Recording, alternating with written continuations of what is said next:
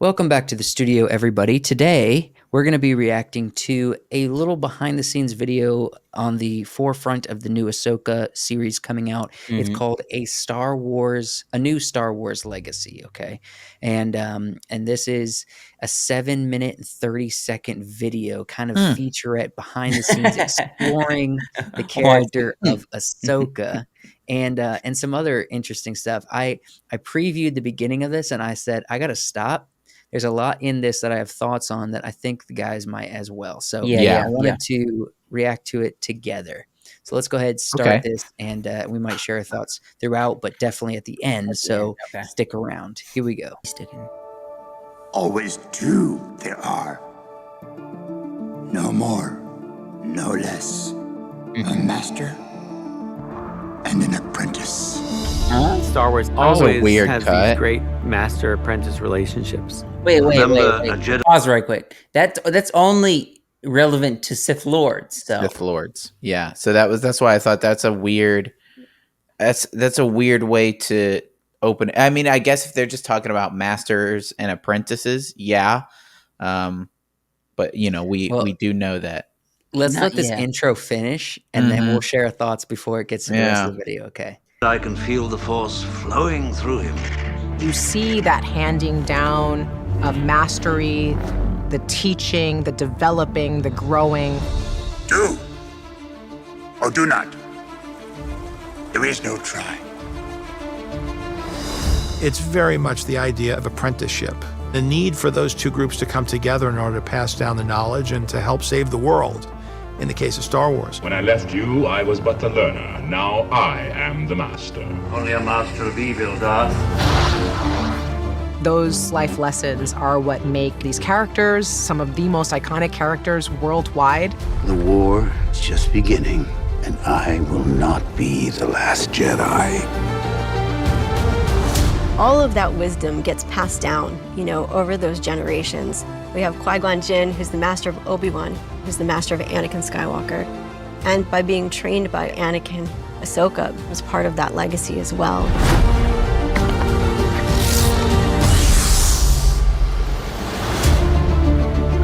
I want to.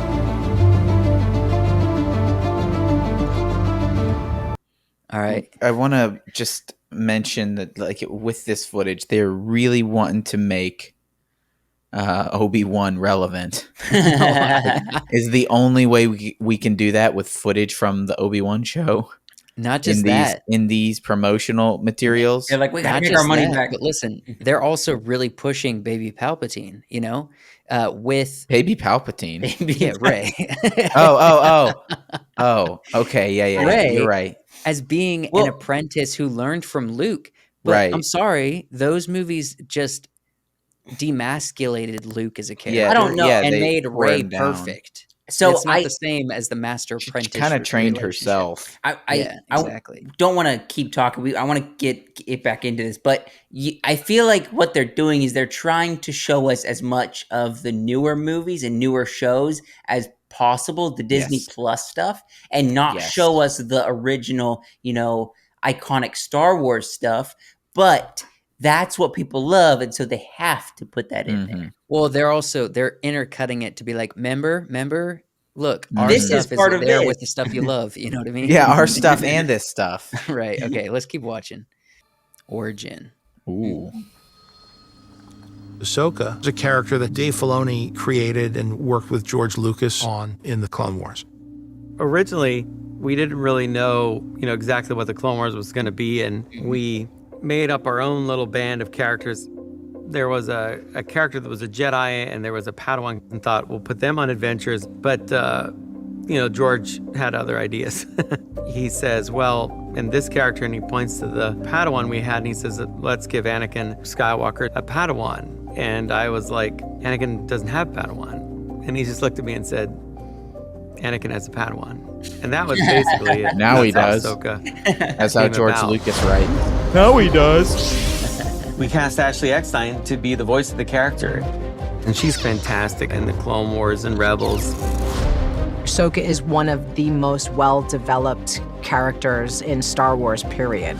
She's the apprentice of Anakin Skywalker. She's the only one that he You So would can't you make a agree with that? blanket I would statement agree with like that. No, There I would agree with that. there's a lot of screen time. There's more screen She time has than a the lot of movies. screen time between Rebels, between Clone Wars, Rebels, and Now these live action now the things. live action like Mandalorian, Boba Fett. Yeah, she's been in a lot of Star Wars stuff. Her voice is even in the sequel series at the end, where all Right. the Jedi are telling Rey to be the best. Yeah. Baby Palpatines. Yeah. Here we go. Is trained to be a Jedi. This young teenage girl who was trained to be a keeper of the peace had to become a warrior worthy of standing next to the greatest Jedi of all time.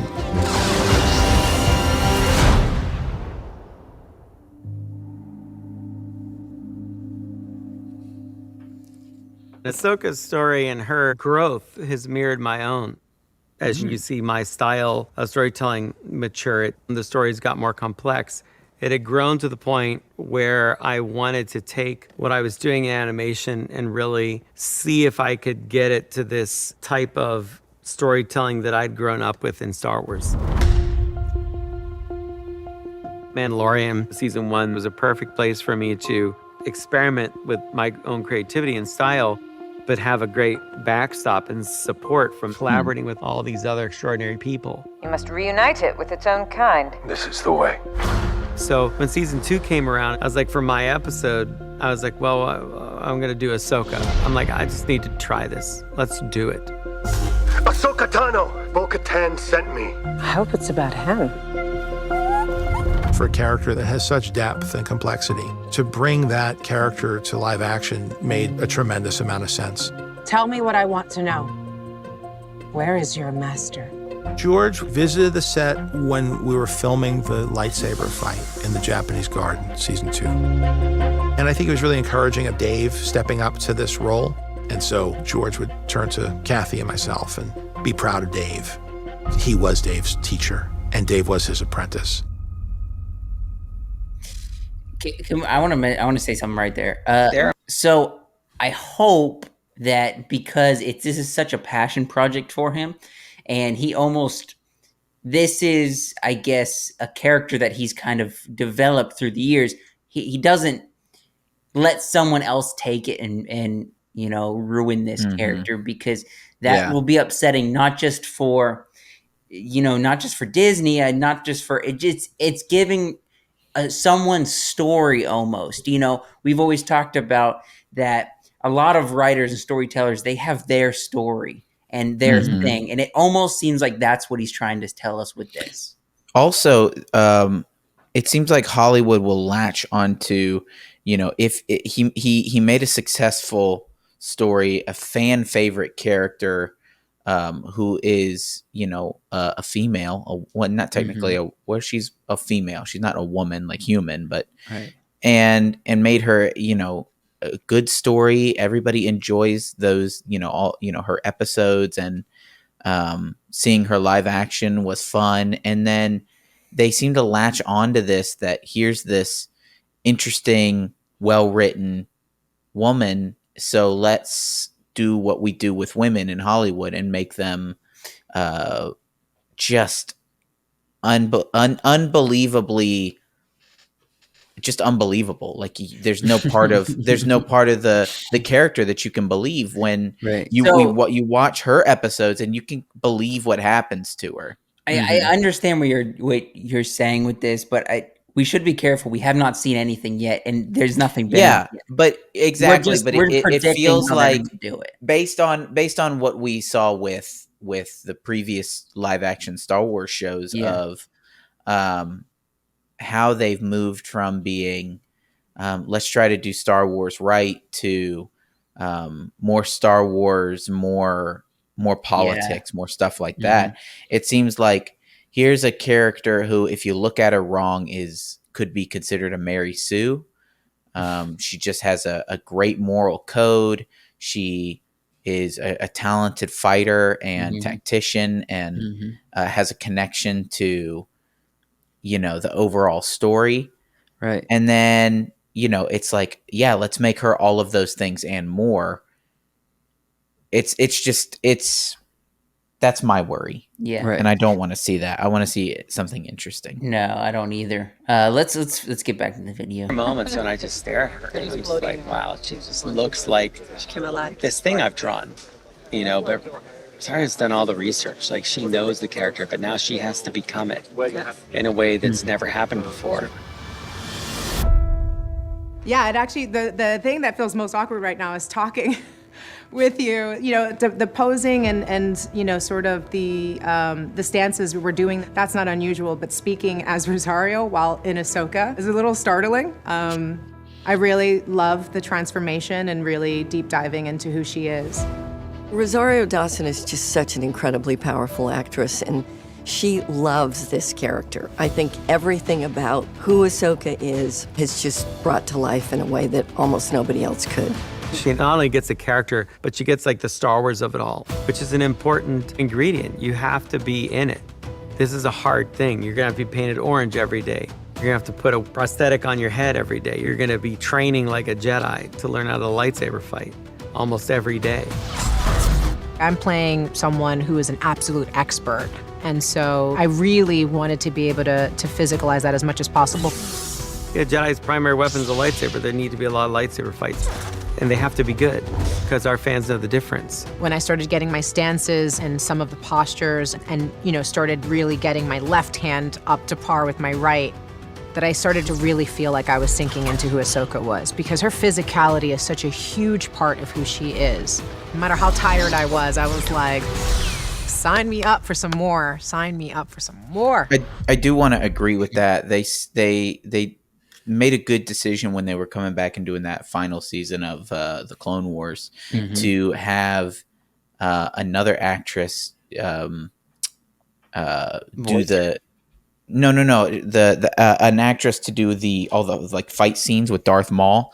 They had the original Darth Maul actor act out his side of the fight, and then they animated over top of that. It was mocap is what it was. Right.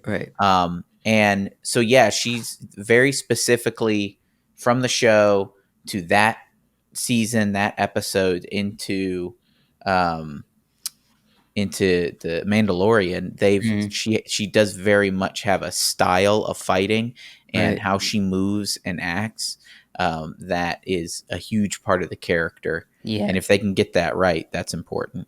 Right. Let's finish this up and we'll give our thoughts at more. A new story. When you step into Star Wars and work with George, you are part of a legacy. You're part of a history, and we had to uphold that history and yet do this completely new and different thing. Ahsoka is another story where you can step in at any point and not feel that you necessarily have to have seen everything. From the beginning of this series, Ahsoka is out there on the fringe of the galaxy. When she hears whispers of this warlord's return, she decides to enlist her friends' help. This is about preventing another war. You know who could help? Sabine Wren. I'm not sure she'll want to help. I'm telling the story about this mentor-student relationship that passes from Anakin to Ahsoka to Sabine. There is nothing easy about being a Jedi. It's quite extraordinary to bring this to life. When the stakes are this high, we have to do what's right.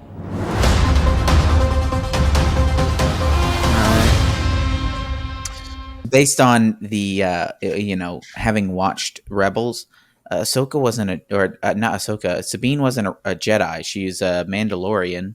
She's a tactician, a tinkerer. She makes bombs. Now it shows in the saboteur. recent, a saboteur and an artist. Right. It shows in the recent Ahsoka trailer that we and Joshua watched last week. Yeah. It shows her cutting her hair, and there's like a Mandalorian mask next to her.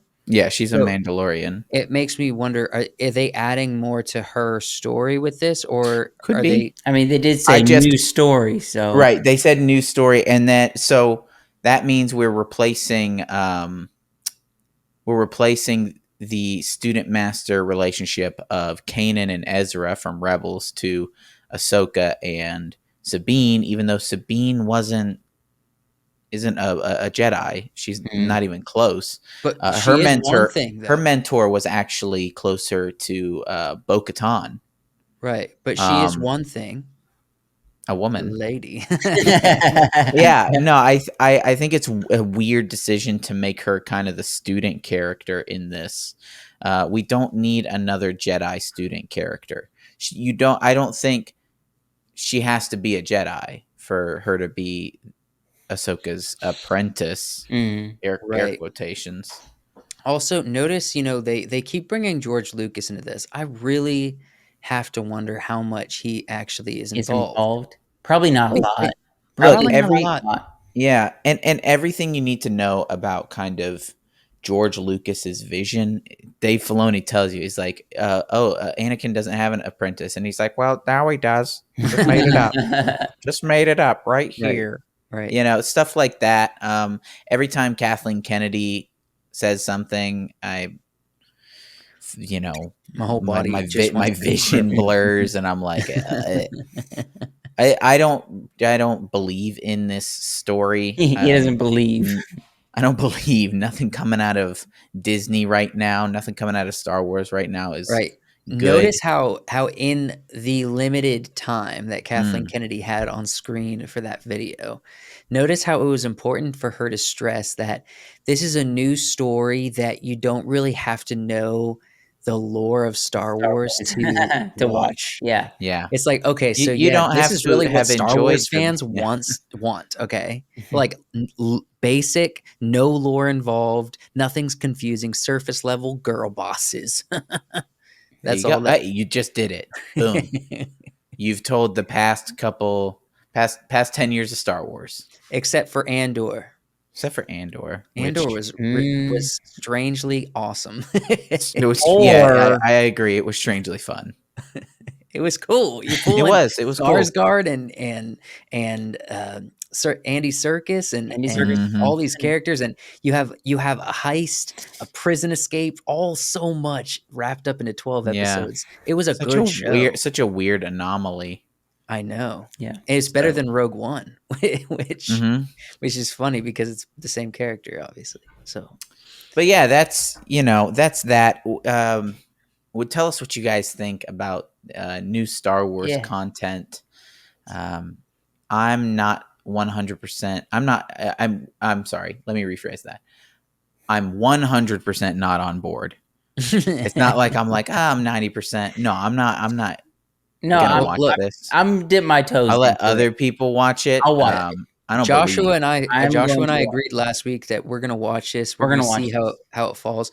I think based on evidence, it's probably not gonna be incredible, and it has a small chance of being awesome like Andor was. But we agreed on last week's video that we're gonna at least give it a chance, and we will be here to slam it when and if it doesn't deliver. Yeah. Well, if you guys are watching it, then I might have to watch it. You have to, so we can talk about it. Just so that we can all talk about it. Maybe, you have to. Maybe we'll do some, let's do a live stream watch party with everybody. Ooh. On Patreon. We can't do a live not stream. Not on YouTube. It'll be on Patreon. So go check out that. I don't even know if we can do that on Patreon. We'll see. Not really. We'll check it out. Thank you guys for watching. Like the video, subscribe to the channel. We'll see you next time.